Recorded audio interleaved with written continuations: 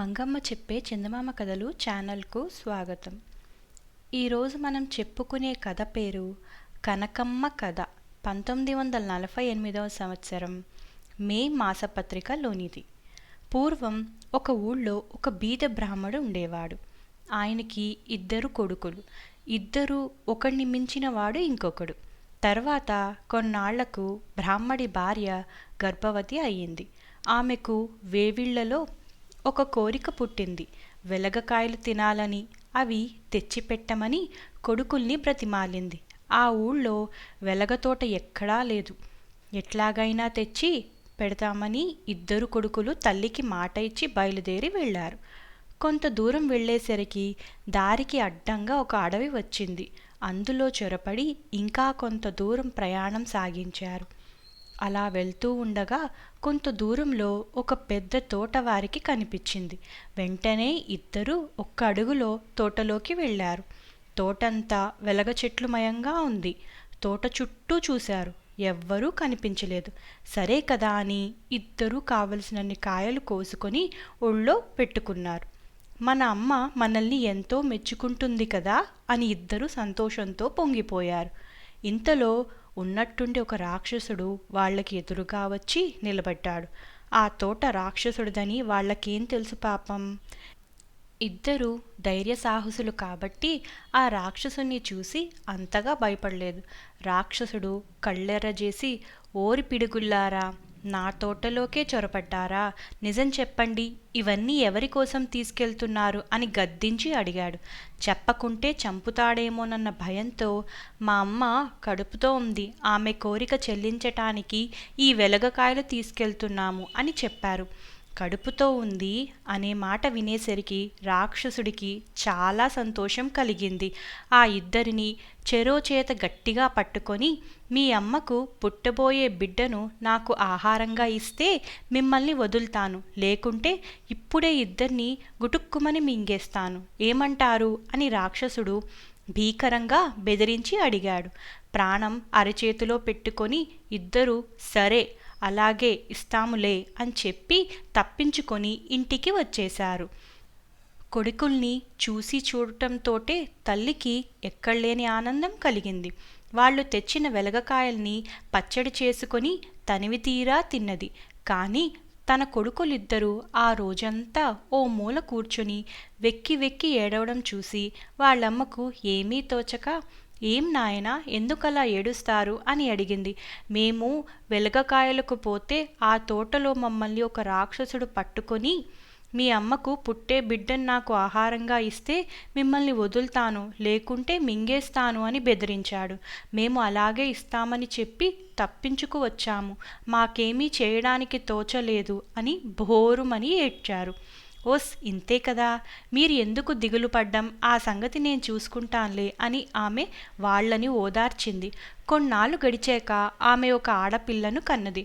ప్రతిమలాంటి ఆ బిడ్డకు ముద్దుగా కనకమ్మ అని పేరు పెట్టారు. ఎంతో అల్లారు ముద్దుగా పెంచుతున్నారు. ఈ సంగతి ఎలాగో ఆ రాక్షసుడి చెవిని పడింది. ఇంకేం, అమాంతంగా కనకమ్మను తినాలని బుద్ధి పుట్టింది. ఒకనాడు రాత్రి ఆ రాక్షసుడు బ్రాహ్మడి ఇంటిలోకి చొరపడ్డాడు. బ్రాహ్మడి భార్య తన బిడ్డకు పాలిస్తూ ఉంది. ఆ సమయంలో వాడు ఆమె దగ్గరకు వెళ్ళి, బిడ్డనిస్తావా, మిమ్మల్ని అందరినీ చంపమంటావా అని బెదిరించాడు. బ్రాహ్మడి భార్య తెలివిగా, ఇంకా సంవత్సరమైనా దాటలేదు కదా, ఇంకా కాస్త పెరగనియ్యు, నీకే ఇస్తాను అని సమాధానం చెప్పింది. రాక్షసుడు ఆమె మాటకు ఏమీ అడ్డం చెప్పకుండా, తర్వాతనే వస్తాను, అప్పుడైనా ఇవ్వకపోతే మిమ్మల్ని అందరినీ చంపుతాను అని చెప్పి తన దారిన వెళ్ళాడు. కనకమ్మకు 7 సంవత్సరాలు దాటినాయి. ఒకరోజు బ్రాహ్మడి భార్య కనకమ్మతో, ఏం చేయమంటావే తల్లి, ఇక నీ ప్రాణమంతా ఆ రాక్షసుడి చేతిలోనే ఉంది.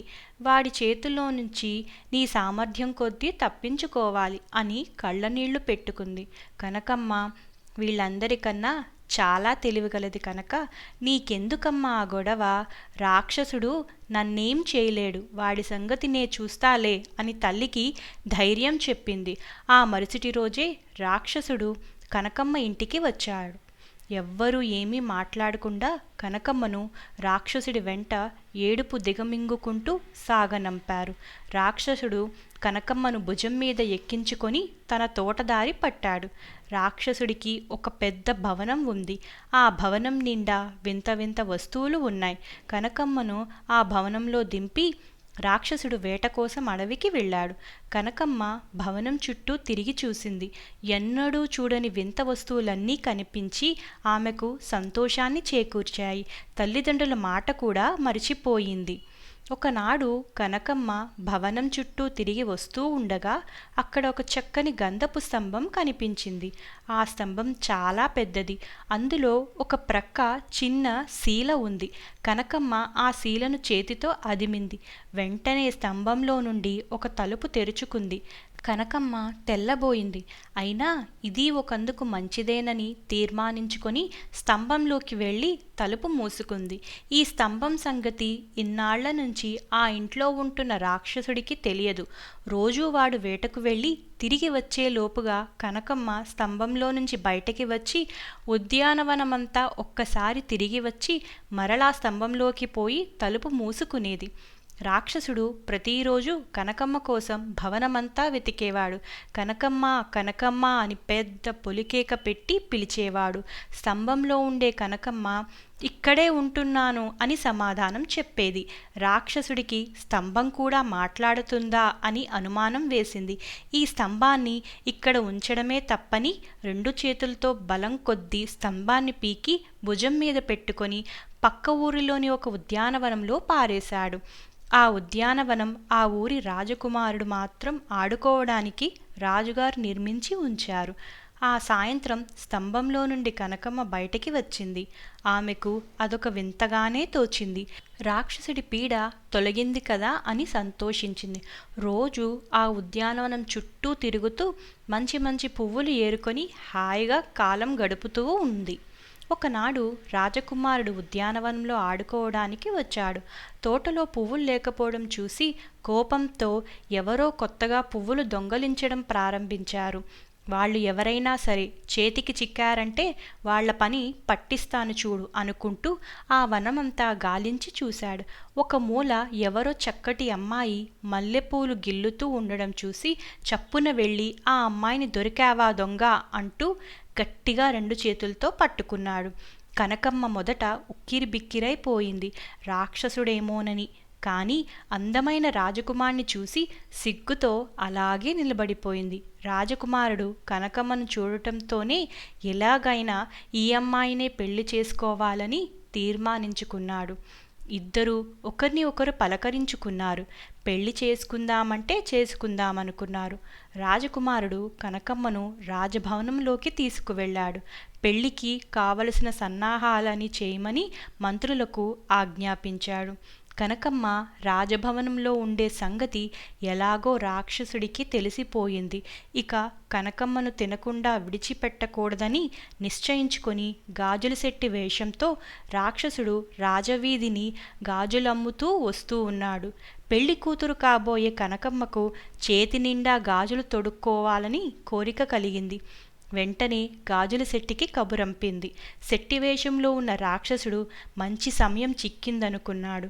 కనకమ్మ గాజులు తొడుక్కుంటూ ఉండగా మెల్లగా రాక్షసుడు ఆమె చెవిలో, నిన్ను ఈ రాత్రికే నా ఇంటికి తీసుకెళ్ళిపోతాను.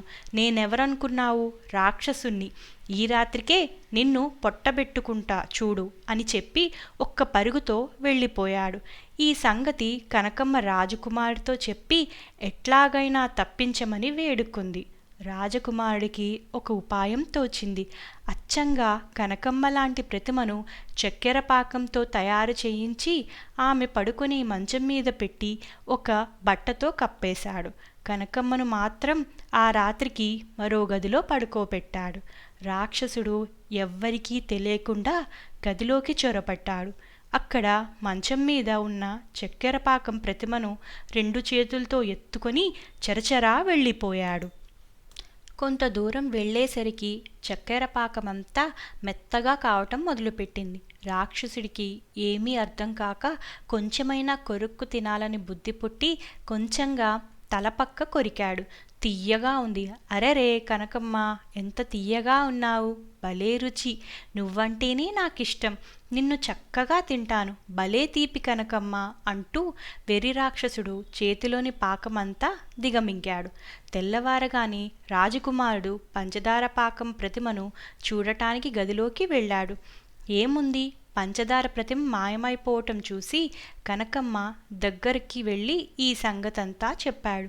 కనకమ్మ కూడా ఆశ్చర్యపోయింది. ఇక రాక్షసుడి భయం కూడా తొలగిపోయింది. కనకమ్మకు తన స్థితిని తల్లిదండ్రులకి అన్నదమ్ములకి తెలియజేయాలని కోరిక కలిగింది. పరిచారకుల్ని పంపి తన దగ్గరికి అందర్నీ రప్పించుకుంది. ఒక శుభముహూర్తాన కనకమ్మ రాజకుమారుణ్ణి పెళ్లి చేసుకుంది. కనకమ్మ గొప్పతనానికి ఆమె బీద తల్లిదండ్రులు అన్నదమ్ములు ఎంతో సంతోషించారు.